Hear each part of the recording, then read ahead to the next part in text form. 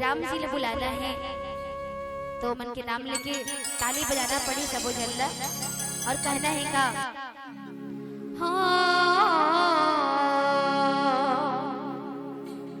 अंगनाली पाइली हो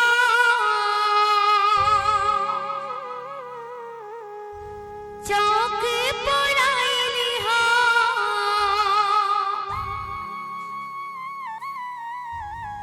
तन मन रमाइली हो रघुराई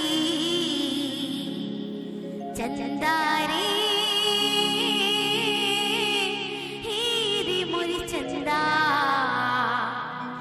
कब आही रघुराई हाँ कब आही रघुराई।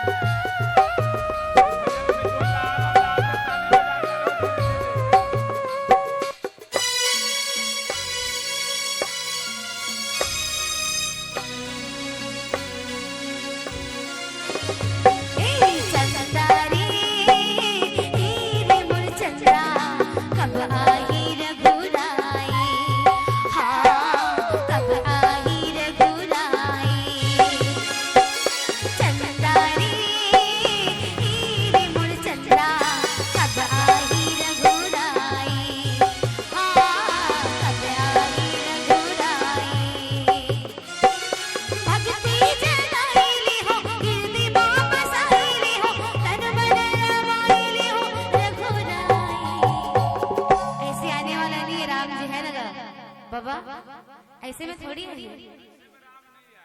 ताली बजाना पड़ी सबो झन दोनों हाथ ऊपर उठा के और भाव से बुलाना पड़ी राम जी ला तब है ही चला कौन कौन बुलाना चाहता राम जी ला देख वो आज या कोई बुलाना नहीं चाहता था वो दोनों हाथ ऊपर उठावा तभी तो दिखी ना ये तेरे अंधियारे नहीं दिखते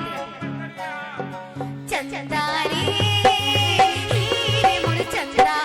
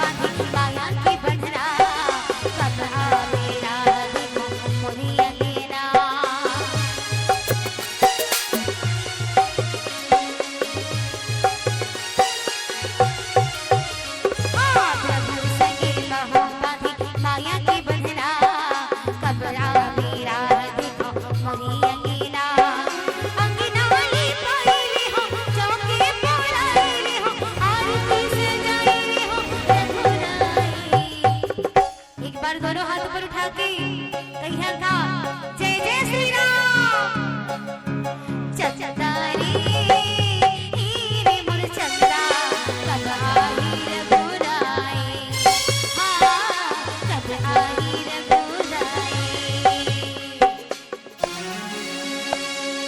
दोनों हाथ ऊपर उठा के ताली बजाते हुए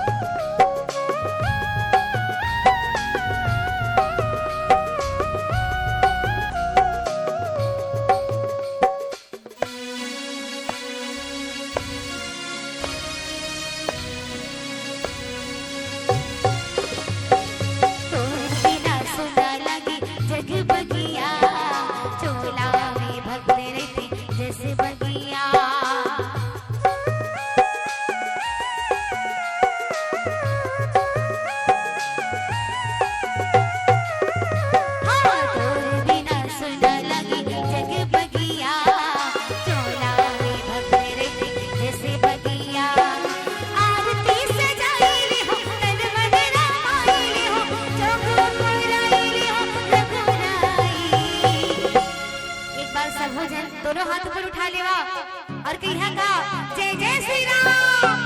और काकरो हाथ नीचे नहीं होना चाहिए। चंदा रे मोर चंदा कब आई रघुराई, हाँ कब आई रघुराई।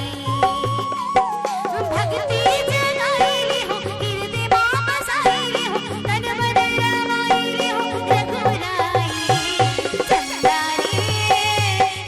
रे मोर चंदा कब आई रघुराई, हाँ कब आई रघुराई, हाँ कब आई रघुराई, हाँ कब आई रघुराई। चंदा रे मोर चंदा कब आई रघुराई।